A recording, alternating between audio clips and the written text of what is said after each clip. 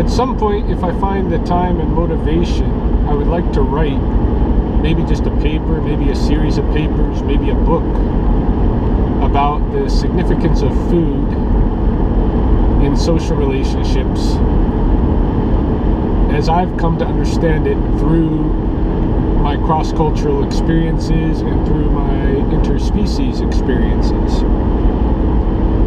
I don't think that in the mainstream people are conscious enough of how important food is and our relationship to food itself.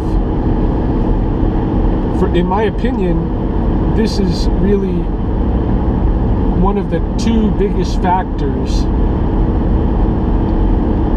in the ecological crisis that we're facing is our relationship to food. The next biggest factor is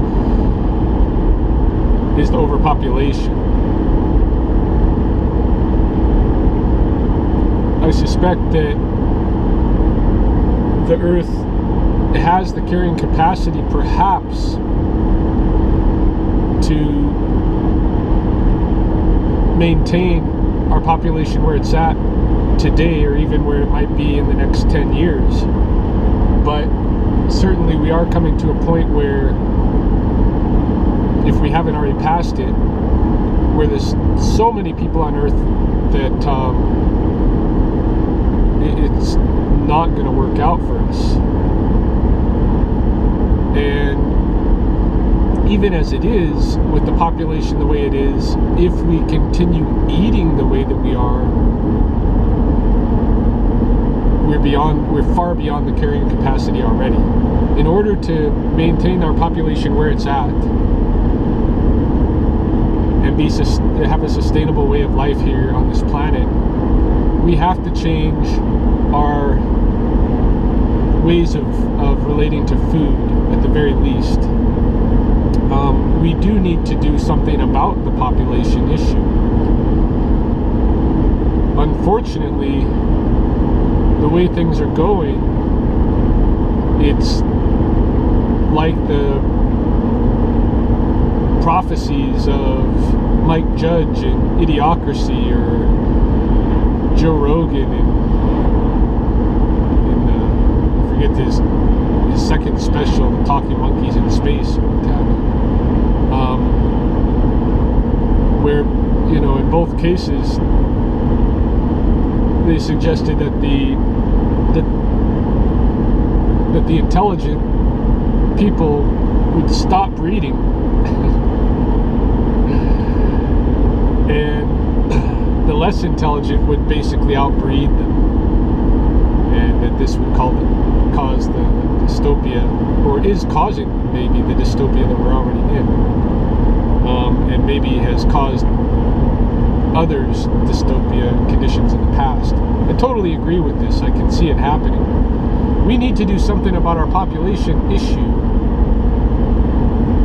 but we also very much need to do something about our food issue. And in order to do something about our food issue, we really need to understand our relationship to food and how significant it is in our lives. I mean, this is basically the source of our life is the sun, but the food relations, the food relations are the exchange of the sun's energy. The sun's energy is captured by the plants. The plants are eaten by herbivores and omnivores, and herbivores and omnivores are eaten by other omnivores and carnivores, and so forth and so on. But it's really the sun's energy all the way through that's being exchanged. Yeah, of course, some minerals and elements of the earth, water, for sure. The main energy source is always going to be the sun. And that exchange of the sun's energy is the most vital aspect of our lives. Like, without the food, we don't exist, obviously. And so even with the mainstream culture and all of our busyness and the things that we're running around and doing all day long and this and that, we can't forego the food. The food has to be an aspect of it. And so the way that we've gone about making food accessible to everybody while they go around and do their busy cultural stuff is through this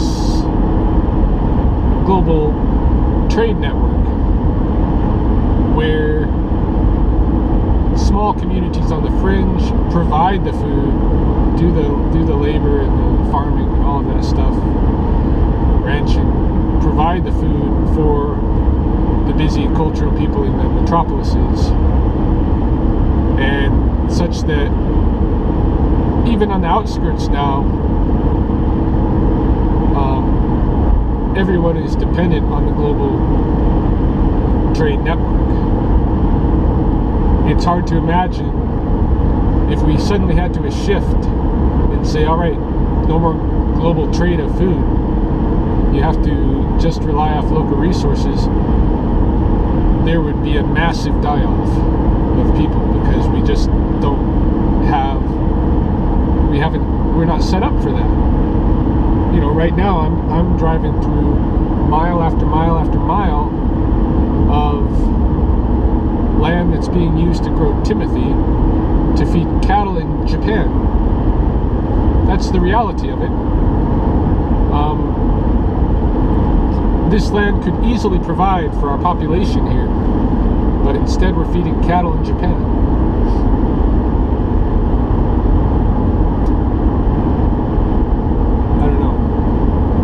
If you're in a big city and all of a sudden you have to provide for yourself, you're in huge trouble. So we're dependent on the global food network, and in fact, I have described it before as a famine condition, because even though we're not hungry, we are dependent on food from the outside of our locality, sometimes great distances away. And this morning, for breakfast, I'm eating pistachio nuts, banana, and a cup of coffee. None of that stuff comes from here. It's all from very far away.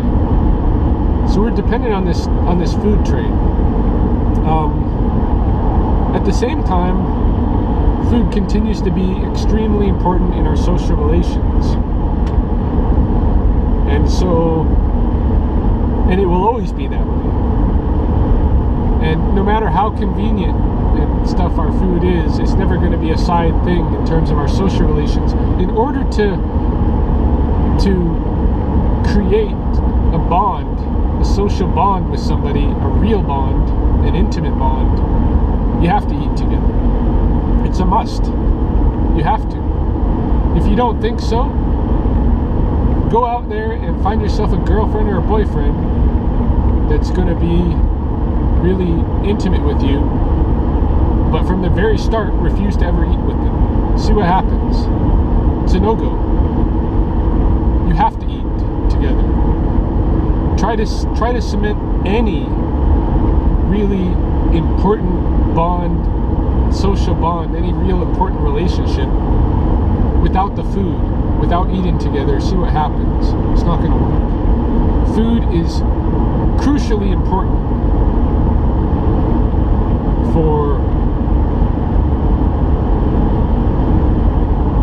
creating social bonds. It is basically like an extension of the mother-to-child relationship with the breast, you know?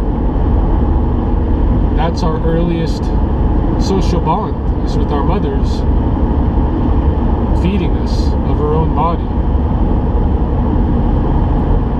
And that continues to be an important aspect of us, our nature about feeling close with people, is that we have to eat together. Now you take somebody who's decided to go on some very drastic diet for their own, health purposes, or they have some kind of ethical issue, Like, say you take a vegetarian out into a small ranching community where he's going to social events and refusing to eat meat. In some contexts, that person's refusal to eat meat is going to be a huge factor in their social lives. It's going to turn people off right away. Some people might consider it to be incredibly insulting. This tends to be the case in my experience in indigenous communities, especially. Refusal of food, even for the best health purposes, is a social taboo. Like here where I live, in the Ghana community, Blackfoot territory, this is the way it is. You don't refuse food. Doesn't mean I have to eat it all on the spot. I can take it and do whatever I want with it, but I can't refuse it. I should eat whatever part of it, that I want to eat on the spot as part of building the bond, the social bonds, or maintaining. It's not only establishing the bonds, but also maintaining them that requires food. And indigenous communities are aware of this. Indigenous communities have studied the basic human condition in relation to ecology and nature for thousands and thousands of years, and they had been on the right track until Europe brought a social disease over here that had already spread among the tribes of Europe and caused havoc there, where they lost a whole lot of very important indigenous knowledge in their own homelands. Lost, but not unretrievable, because all of that indigenous knowledge comes from the places where we live and the relationships that we can have with the plants and animals that live in that place. And most of those relationships are based on the exchange of sun's energy in food. In fact, in Blackfoot territory, in the language, is called locavorism. Our food, what nurtures us, what feeds us. Locavorism. So, food is very important in human-to-human social relations. It's also very important in human-to-animal social relations. Those who know me may know that I go out of my way a lot of times to feed other species. And I've had my disputes, my arguments with people who are very conservation-minded and very ecologically sharp, who are yet from the mainstream tradition, and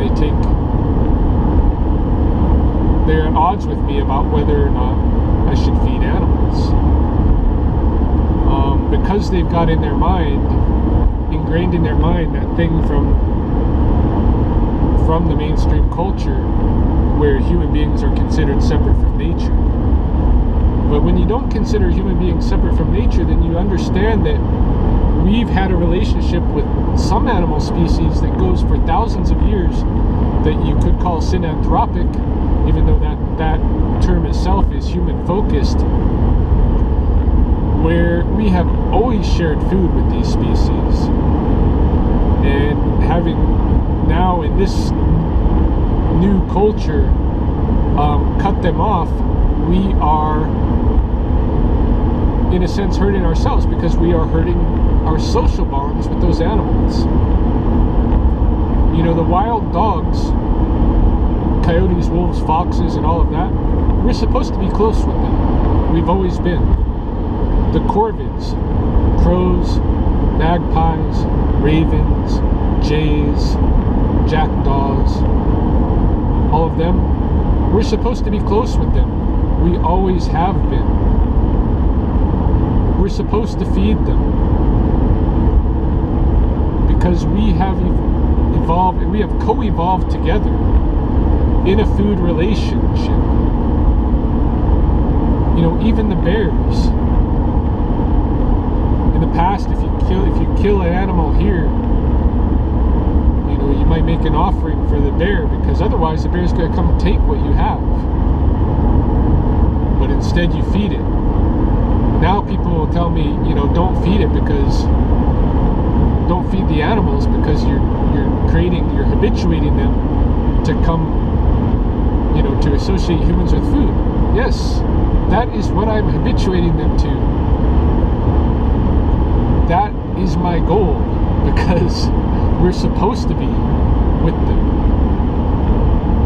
We're supposed to be sharing food with them. There are species, not every species, but there are species who we are co-hunters with, who would help us locate food, and we would share with them. And to cut them off is to sever very important bonds that we have with those species. And it makes us less human. It would be like another human being refusing to eat, you know, with someone in a context where they're outside of their culture, or they're with a different kind of ethnic group, and they refuse to eat their food. That's insulting, and it creates tension. Sharing food is important. It's critically important. It's the most important social exchange in our lives, and our relationship with food is the most important ecological relationship that we have. So at some point, I'm going to write at length about it. I'm going to share my experiences and what I see as our potential, our human potential in the future, contrasted against the unfortunate direction that